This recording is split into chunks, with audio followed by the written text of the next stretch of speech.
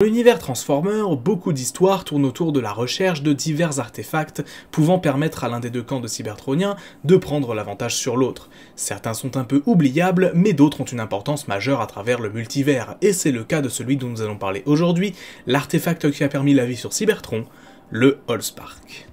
Le Allspark est, contrairement à ce que l'on pourrait imaginer, une invention relativement récente dans l'univers Transformers. Il a été créé dans les années 2000, plus précisément en 2007, pour la sortie du premier film live de Michael Bay. Au départ, il était prévu d'inclure la matrice du commandement comme artefact central du long métrage, mais l'idée fut refusée par Paramount, car le nom anglais de l'artefact, The Matrix, aurait pu faire penser au long métrage du même nom sorti quelques années auparavant et désormais culte. Une confusion de ce genre aurait sans nul doute nui au film, et un nouveau nom devait être trouvé. Alors que le design de l'objet avait de longue date été envisagé comme étant cubique, un premier nom lui fut donné, à savoir The Energon Cube, littéralement le cube d'Energon. Bon, on peut y voir ici un lien avec les cubes que les Transformers remplissaient d'énergie dans la série G1, mais ces artefacts n'étaient ni rares ni divins, c'étaient des choses que l'on voyait pratiquement à chaque épisode. Alors que la production du film avançait, le nom Energon Cube semblait parti pour être le nom définitif de l'objet, si bien d'ailleurs que certaines adaptations du film en livre l'ont gardé. Finalement, en fouillant un peu le lore de Transformers, l'équipe chargée du long métrage trouva un terme jusqu'ici peu utilisé, le terme de Allspark. A l'origine, le Allspark désignait le monde de l'au-delà pour les Transformers, un terme utilisé pour la première fois dans la série Beast Machines en 1999. Le nom passait bien, était cohérent, et même déjà un peu connu dans l'univers, et il fut donc choisi cette fois-ci définitivement pour désigner l'artefact qui allait être central à l'intrigue du film. Mais alors, le Allspark, qu'est-ce que c'est ? Dans Transformers premier du nom, c'est la première chose que l'on voit à l'écran et Optimus nous fait une petite narration sur ce dernier. Le Allspark, ou le cube pour faire plus simple, est un artefact remontant à des temps immémoriaux bien avant l'existence des Transformers, et pour cause, c'est lui qui aurait permis de donner naissance aux Cybertroniens. Alors que la guerre faisait rage sur Cybertron et que les Decepticons cherchaient à s'emparer du Allspark pour la gagner, Optimus prit une décision difficile mais qui s'imposait selon lui, envoyer le Allspark dans l'espace pour le tenir hors d'atteinte de Megatron. Mais aussitôt cela fait, le leader des Decepticons se lança à sa poursuite, comme obsédé par ce dernier. L'artefact s'écrasa sur Terre il y a des milliers d'années, 12 000 ans si on en croit le secteur 7. Il fut découvert au début du XXe siècle, en 1913, et le barrage Hoover fut construit autour de lui, avec une épaisseur telle qu'aucun appareil, terrestre ou extraterrestre, ne peut détecter sa signature énergétique. Bien que le cube fût découvert après Megatron, ou ENB1 si on prend l'acronyme du secteur 7, la datation au carbone 14 le fait remonter à bien avant lui. Le lien entre Megatron et le Allspark fut établi grâce aux hiéroglyphes présents sur chacun d'entre eux, et ils furent ensuite conservés proches l'un de l'autre par le secteur 7 du coup au barrage Hoover. Envoyer le Allspark dans l'espace a conduit à faire mourir à petit feu la planète Cybertron, dont le cube est la principale source de vie. Ainsi, après que Megatron se soit lancé précipitamment à sa recherche, les armées Autobots et Decepticons quittèrent également majoritairement leur monde pour retrouver l'artefact, notamment Bumblebee, premier Autobot envoyé au début des années 2000 par Optimus Prime pour le localiser. Et attention, je parle bien ici du Bayverse et non pas du Nightverse où Bumblebee arrive dans les années 80. Le Allspark est donc au centre de l'intrigue du premier film, mais aussi un petit peu du deuxième. Après l'arrivée des Autobots sur Terre et la localisation du cube par ces derniers, il fut miniaturisé par Bumblebee, alors capturé par le secteur 7, et confié à Sam Witwicky, dont la mission allait être de le rendre à l'armée américaine pour qu'il l'emmène en lieu sûr. Un plan un peu éclaté quand on y pense, mais passons. Une bataille eut alors lieu dans la ville de Mission City pour la possession du Allspark, Autobots contre Decepticons, les premiers protégeant Sam et les seconds cherchant à le déposséder de l'artefact. Finalement, après que son objectif premier, à savoir le donner aux militaires, ait échoué assez lamentablement, et après avoir refusé de détruire le cube dans le torse d'Optimus pour qu'il se sacrifie, Sam utilisa l'entièreté de la puissance du Allspark contre Megatron, déversant une quantité d'énergie telle que le leader des Decepticons succomba.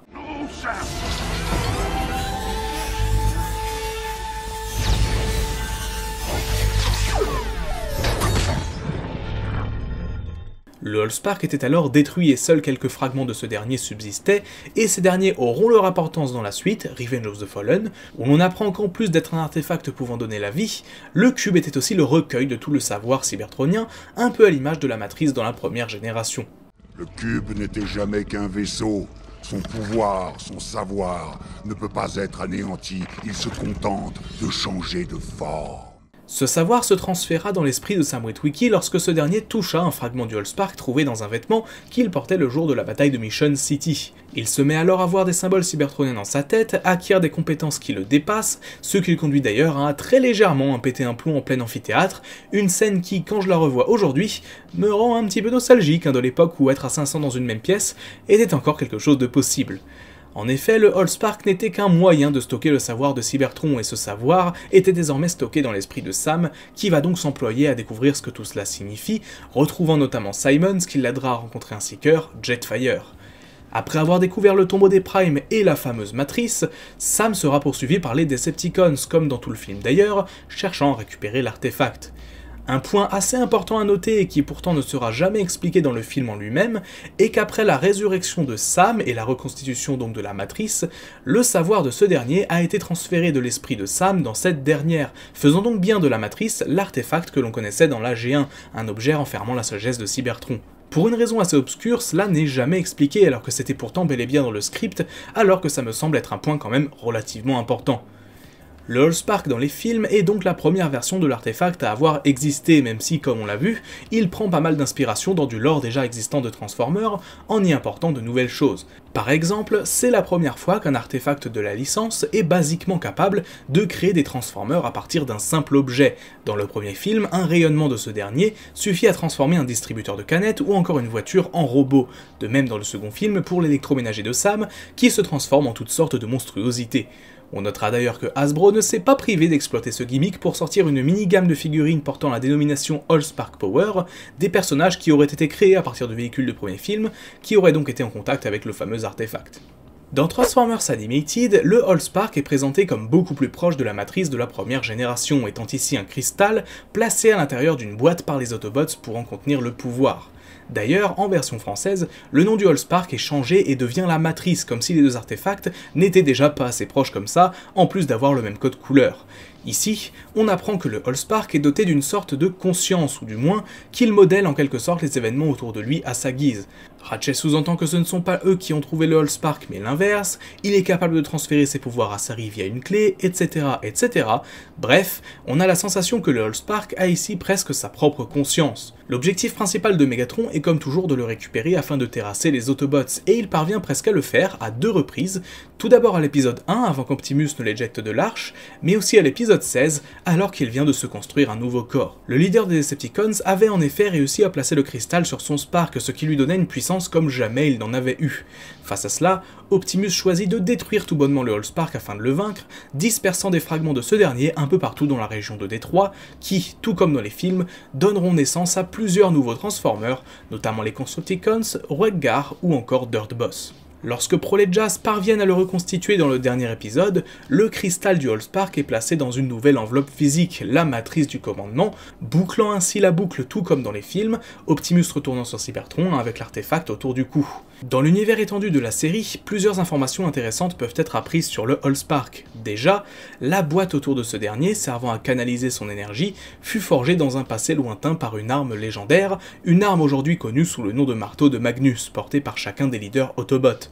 Au fil de l'histoire de la planète, chaque faction qui sera amenée à diriger Cybertron en prit soin, se servant de son pouvoir pour donner vie à de nouveaux individus. Cependant, lorsque les Decepticons firent leur apparition et commencèrent à émerger en tant que mouvement politique, menant par la suite à la guerre civile, il fut projeté à travers un pont spatial pour que Megatron ne mette jamais la main dessus. Car finalement, on ne sait pas réellement quel est son objectif ultime après la conquête de Cybertron, mais on sait en revanche quel était celui de l'ancien leader des Decepticons, à savoir Megazarak. Il avait lui pour projet d'utiliser le Allspark pour faire de Cybertron une planète vivante qui servirait à coloniser le cosmos, car oui, rappelons qu'ici aucune indication n'existait sur le fait que Cybertron serait Primus, ça peut très bien ne pas être le cas. Après 2 versions assez similaires en certains points mais toutefois différentes en d'autres, Transformers Prime et la continuité alignée ont apporté une mise au point de la place du Allspark dans le lore de Cybertron. Ici, c'est un artefact totalement distinct de la matrice du commandement. La matrice est un artefact renfermant le pouvoir et la sagesse des Primes, tandis que le Allspark est celui qui permet de faire naître la vie sur Cybertron, permettant la création de nouveaux Sparks et donc de nouveaux individus. Tout comme dans la plupart des autres continuités, il fut envoyé dans l'espace pour le tenir hors d'atteinte de Megatron, mais au lieu d'arriver sur Terre, il fut simplement perdu dans l'espace, attendant d'être retrouvé lorsque la guerre serait finie. À la fin de Transformers Prime, dans le film Predacons Rising, Optimus et Wheeljack partent à sa recherche et le trouvent au sein d'un système hostile, au milieu d'un champ d'astéroïdes et d'une tempête de plasma.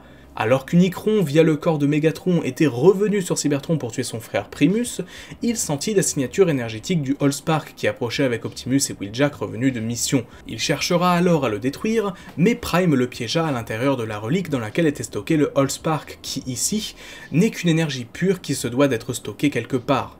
Pour pouvoir piéger Unicron, Optimus stocka donc le pouvoir du Allspark dans son torse au sein de la matrice du commandement, liant encore une fois les deux artefacts entre eux, et cela le contraint à se sacrifier pour faire revivre Cybertron, un sacrifice qui ne sera pas vain, des centaines de nouveaux Sparks émergeant de la planète aussitôt son acte accompli.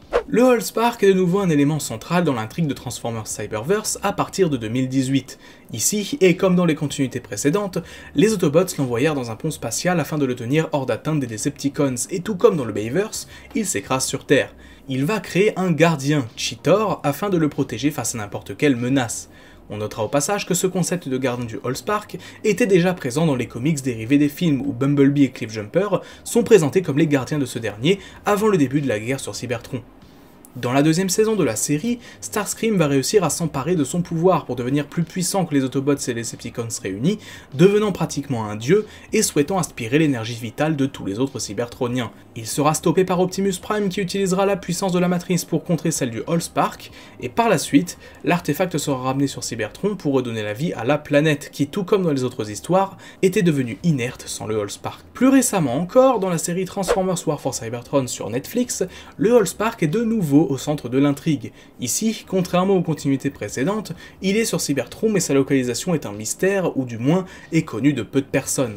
Alors que la guerre approche de sa fin, Megatron cherchera à le retrouver afin de reprogrammer la planète entière, et au passage les Autobots, afin d'en faire de loyaux Decepticons. Optimus parviendra à l'envoyer à travers un pont spatial, décision qu'il finira par regretter, ce qui le conduit à partir à sa recherche à travers le cosmos. Comme dans d'autres histoires, le Allspark s'est ici écrasé sur Terre, et la troisième saison de la série, Kingdom, permettra de conclure cette intrigue, et nous verrons ainsi si l'artefact a un quelconque lien avec la présence des Maximals et des Predacons, ou pas du tout, réponse dans quelques mois. Un point assez intéressant à noter est qu'en dehors des films et des séries animées, le Allspark n'est pratiquement pas utilisé dans les médias Transformers. Il est inexistant dans la plupart des comics majeurs, si on fait exception des comics liés aux films ou aux séries, de même du côté des jeux vidéo.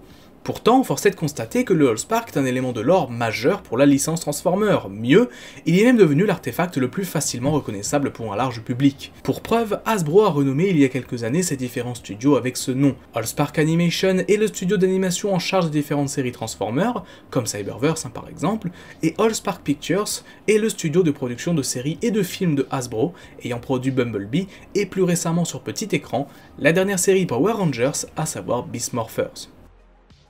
Depuis 2007, le Allspark s'est imposé comme l'artefact majeur de la licence Transformers, aux côtés de la matrice du commandement. Après son apparition très remarquée dans le Bayverse, où il est au centre de l'intrigue des deux premiers films, il est réapparu par la suite dans quasiment tous les médias possibles et imaginables, à l'exception notable tout de même des comics et des jeux vidéo. Nul doute qu'à l'avenir, au même titre que la Matrice ou même que Vector Sigma, cet artefact sera au centre de nouvelles histoires sur Transformers. Si je suis personnellement beaucoup plus fan de la Matrice en tant qu'artefact que du Allspark, ne serait-ce que du point de vue du design, il faut reconnaître que ce dernier est un apport majeur pour la licence, qui vient pour le coup de l'univers des films. Preuve qu'en termes de pur lore, eh bien même ces derniers auront apporté beaucoup à la licence. Merci à vous d'avoir regardé cette vidéo, n'hésitez pas à l'aimer si elle vous a plu, et laissez un petit commentaire pour me donner votre avis. Si vous n'êtes pas encore abonné, n'hésitez pas à le faire pour pouvoir suivre toutes les nouvelles sorties, c'est gratuit et ça aide beaucoup.